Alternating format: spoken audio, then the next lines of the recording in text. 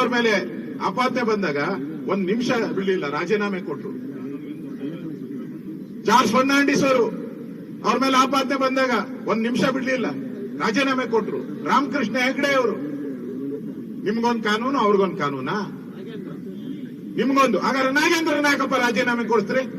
ಅವನ್ದೇ D K Shivakumar ಏನ್ ಹೇಳಿದ್ರು floor ಅಲ್ಲಿ, ಅವ್ನು ತಪ್ಪೇ ಇಲ್ಲ, ಯಾಕಪ್ಪ ರಾಜೀನಾಮೆ ಕೊಡ್ತೀರಿ ಅಂತ ಅದ್ದಾರ ಅವ್ರು ರಾಜೀನಾಮೆ ಕೊಟ್ಟವ್ರು. ದಲಿತ ಅಂತ ಕೊಡ್ತೀರ ಅವ್ರನ್ನ?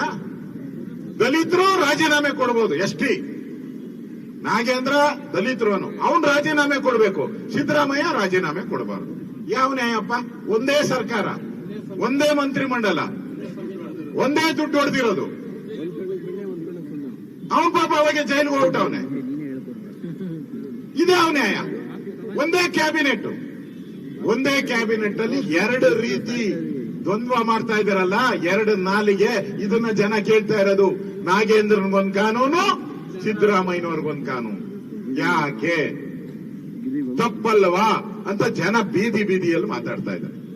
ಇವತ್ತು ಯಾರ್ಯಾರು ಹೇಳ್ತಾರೆ, ಕನ್ನಡಿಗರು ಮನೆಯಲ್ಲಿ ಮಾತಾಡ್ತಾ ಇರ್ರಿ, ನೀವು ಕಳ್ತನ ಮಾಡಿರೋದು, ಬಡವ್ರಿಗೆ ಸೇರ್ಬೇಕಾಯ್ತು ಸೈಟ್ಗಳದು, ಅಕ್ರಮವಾಗಿ ಡಿನೋಟಿಫಿಕೇಶನ್, ಅಕ್ರಮವಾಗಿ ಕನ್ವರ್ಷನ್ ಆಗಿದೆ, ಅದು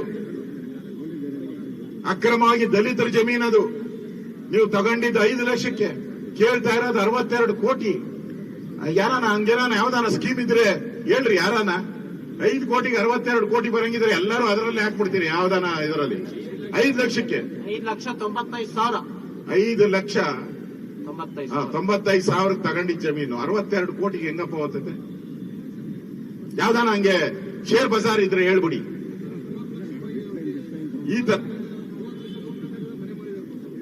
ಈ ತರ ಹೇಳುವಂತ ಮುಖ್ಯಮಂತ್ರಿ ಇವತ್ತು ಜನ ಪ್ರಶ್ನೆ ಮಾಡ್ತಾ ಇದ್ದಾರೆ. ರಾಜ್ಯದ ಜನ, ನೋಡಪ್ಪ, ಮಾನ ಮರ್ಯಾದೆ ಇದ್ರೆ ರಾಜೀನಾಮೆ ಕೊಟ್ಟು ಮನೆಗೆ ಹೋಗುವ.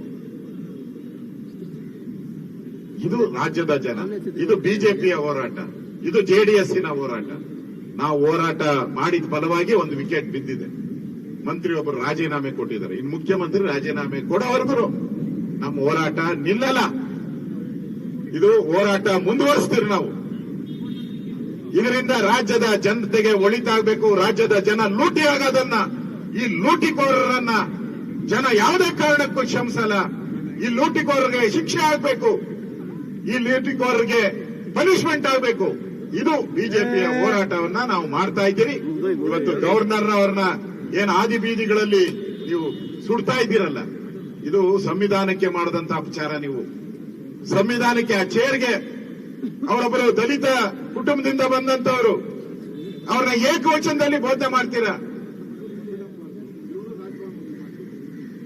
ನೀವು. ಇವತ್ತು ನಾವು ಕಳೆದ ವರ್ಷ ನಾವು ಅಧ್ಯಕ್ಷರೆಲ್ಲ ಹೋದ ವರ್ಷ ಯಾವುದೋ ಒಂದು ಸ್ಟ್ರೈಕ್ ಮಾಡಿದ್ರಿ. ಕೇಸ್ ಯಾವಾಗ ಹಾಕ್ಬೇಕಪ್ಪ?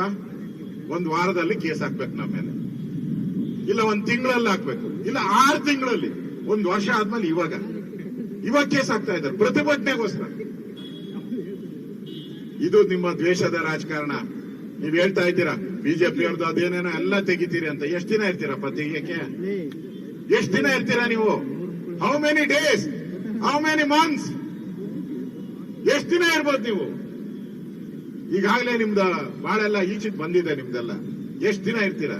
ಆಮೇಲೆ ನಮ್ ಸರ್ಕಾರ ಬಂದ್ರೆ ಅವಾಗ ಏನ್ ಮಾಡ್ತೀರಾ? ಅದೇ ತಾನೇ ತಿರುಗ್ಬಾಣ ನಿಮ್ಗೆ. ನಿಮಗೂ ಅದೇ ತಿರುಗ್ಬಾಣ ಆತೈತಲ್ಲ. ನೀವೇನೋ ಮಾಡ್ತೀರಿ ಅಂತಿರಲ್ಲ, ನಿಮಗೂ ಕಾದಾಯ್ತಲ್ಲ, ನಿಮ್ದೆಲ್ಲ ಆಯ್ತಲ್ಲ. ನಾವು ಬಂದು 10 ವರ್ಷ ಸರ್ಕಾರ ಮಾಡಿಲ್ಲ. ನಮ್ ಸರ್ಕಾರ 10 ವರ್ಷ ಇಲ್ಲ ಕರ್ನಾಟಕದಲ್ಲಿ. ನೀವು 50 ವರ್ಷ ಲೂಟಿ ಹೊಡೆದಿದ್ದೀರಲ್ಲ, ಅದೆಲ್ಲ ಬೀದಿಗೆ ಬರ್ತೈತೆ. ಅದನ್ನ ಎಚ್ಚರಿಕೆ ಇಟ್ಕೊಳ್ಳಿ ತಲೆಯಲ್ಲಿ. ದ್ವೇಷದ ರಾಜಕಾರಣ ಅಲ್ಲ ನಾವು ಮಾಡ್ತಾ ಇರೋದು. ಜನ ಹೇಳಿದ್ದಾರೆ ಲೂಟಿ ಮಾಡಿದೆ, ಅದನ್ನ ಜನ ಹೇಳುವಂತ ಅಧಿಕಾರ ಒಬ್ಬ ವಿರೋಧ ಪಕ್ಷದ ಎಲ್ಲ MLAಗಳಿಗೆ ನಮ್ಗಿದ್ದೇ ಇರ್ತದೆ. ಆ ದೃಷ್ಟಿಯಿಂದ ನಾವೆಲ್ಲ MLAಗಳು ಇವತ್ತು ಬೀದರ್ ಇಂದ ಹಿಡಿದು ಚಾಮರಾಜನಗರ, ಕೋಲಾರದವರೆಗೂ ನಾವೆಲ್ಲರೂ ಬಂದಿರುವಂತದ್ದು.